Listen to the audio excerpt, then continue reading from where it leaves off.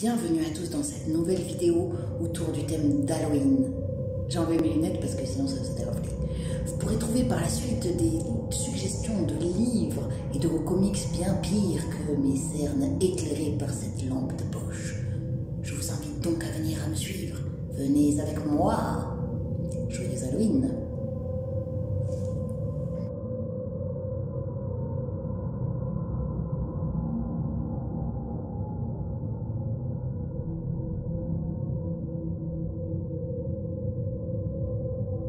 Bonjour à tous et bienvenue dans cette nouvelle vidéo sur le thème d'Halloween. Aujourd'hui, je vais vous présenter des lectures que j'ai pu faire par le passé. Il y en a certaines qui datent beaucoup et d'autres qui sont plus récentes. Je vais vous proposer des vidéos... Hop là, je vous redresse. Je vais vous proposer des vidéos horrifiques, on va dire, ou qui font peur ou qui, moi, m'ont généré de la peur à différents degrés. C'est-à-dire qu'il y en a certaines qui ne sont pas forcément effrayantes, mais il ne faut pas perdre de vue que nous avons tous une sensibilité différente à l'horreur. La première lecture que je vais vous proposer, il s'agit des Thanatonautes de Bernard Werber. Quand j'ai cherché dans ma bibliothèque, alors on ne voit pas mais ma bibliothèque est extrêmement mal rangée pour la simple et bonne raison que j'attends une bibliothèque que j'ai commandée à un artisan et donc ça met beaucoup de temps à arriver, et voilà, qui sera une vraiment belle bibliothèque, je ferai une belle vidéo, blablabla. Bref. Quand je me suis replongée dans mes livres que j'avais dans ma bibliothèque, j'ai retrouvé les Thanatonautes. C'est un livre que j'ai lu quand j'avais, je sais pas, 14 ans, quelque chose comme ça. Je sais pas de quand il date. 94, oui, j'avais pas 14 ans. Mais je l'ai lu vers 14 ans. Pas vers 94, ça ne veut rien dire. Les Thanatonautes, donc, de Bernard Werber, c'est un livre qui m'a énormément marqué, parce qu'à l'époque, il m'a quand même un peu terrifiée.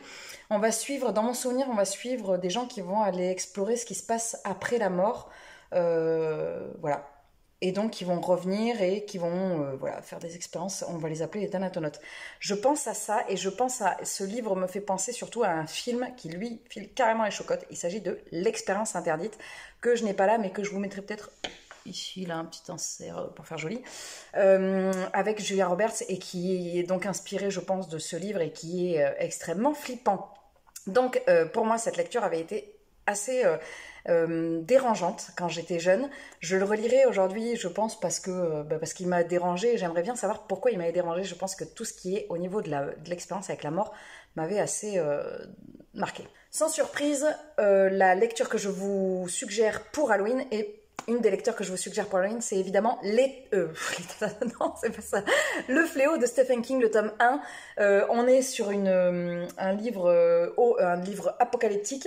Donc là, c'est la fin du monde. Il y a eu un virus qui ressemble un peu à notre virus actuel, qui a ravagé, par contre, lui, 99,4% de la population. Donc les gens sont décimés par cette maladie. J'ai beaucoup aimé ce livre parce qu'on suit vraiment le virus de A à Z, comme je vous l'ai dit, et donc il nous plonge vraiment dans une espèce d'ambiance assez oppressante, parce que ça ressemble à ce qu'on vit actuellement, même si c'est pas du tout le même taux de mortalité, bien heureusement, mais quand même il est assez oppressant, donc je trouve qu'il se prête bien à la période d'Halloween. Dans les livres que je vous conseille, il y a également le premier tome des enquêtes de Siglufurdur.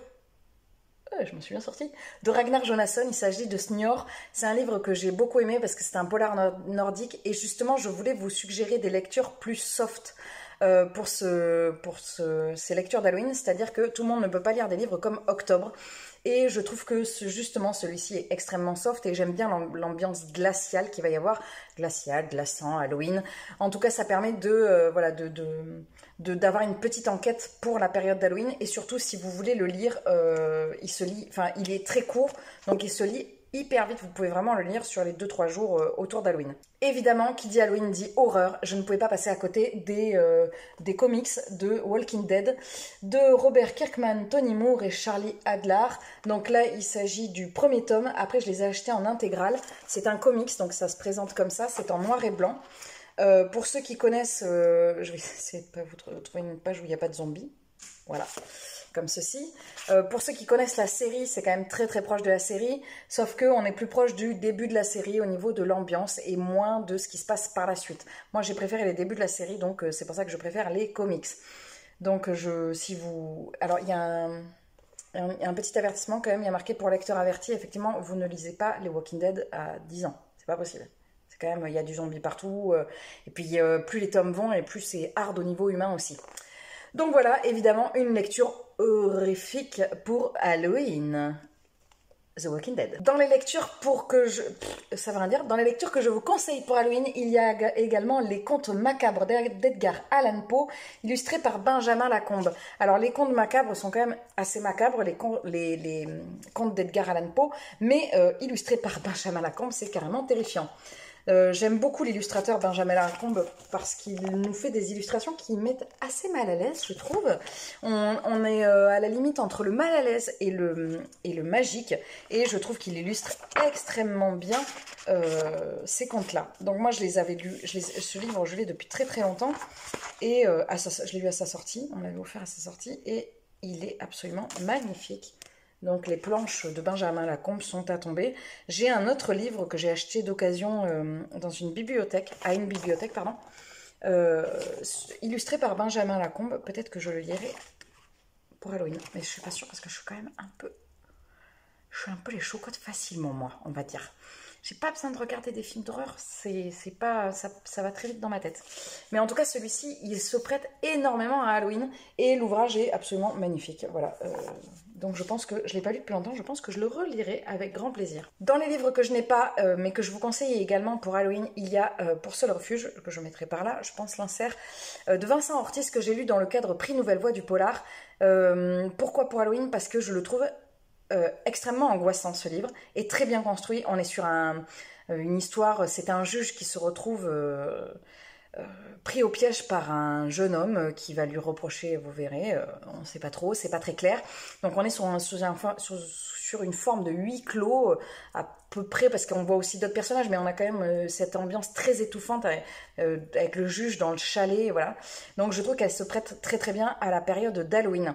Je n'ai pas le livre parce que je l'ai prêté, parce que je l'ai tellement aimé que je le conseille vivement. Donc je vous conseille évidemment ce livre pour Halloween. De mon côté, je vous présente la lecture que moi je vais faire pour Halloween. Je vais lire Le Bureau des affaires occultes de Éric Foissier chez Albin Michel.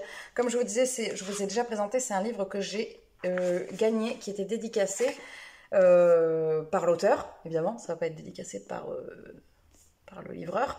Voilà, donc c'est celui que je lirai pour Halloween. Je ne fête pas particulièrement cette fête parce qu'elle tombe à un moment où je ne suis pas présente, puisque je suis au Salon de la Laine. Donc voilà, je ne la fête pas, mais elle est toujours dans mon cœur, cette fête, parce que je l'ai fêtée pendant des années. C'est tout pour mes suggestions de livres pour cette période horrifique.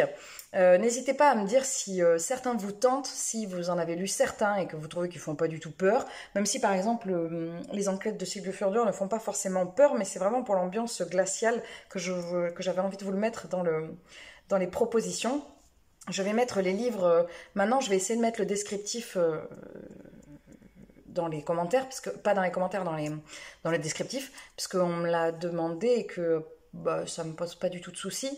Mais si jamais vous avez des questions, surtout n'hésitez pas à m'envoyer un message et je me ferai une joie d'y répondre.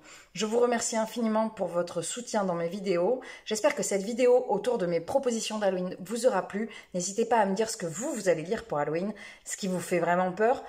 Au niveau des livres, voilà ce que je vous ai proposé. Je ne vous propose pas de film. Moi, je sais que ce qui m'avait traumatisé, j'en ai déjà parlé, c'est le film... tous les films d'horreur, mais notamment le film Cimetière tiré du livre de Stephen King, et je pense qu'avec Massacre à la tronçonneuse, c'est les deux plus gros films qui m'ont fait flipper de toute ma vie. Voilà. Après, j'aime bien les films semi-horreur qui font pas vraiment peur, genre Scream, j'adore. Voilà, parce que j'ai peur, mais je les connais par cœur. Mais bon, voilà, je suis pas sur le... Enfin, voilà, bref, vous l'aurez compris, l'horreur, c'est mon truc, mais pas trop.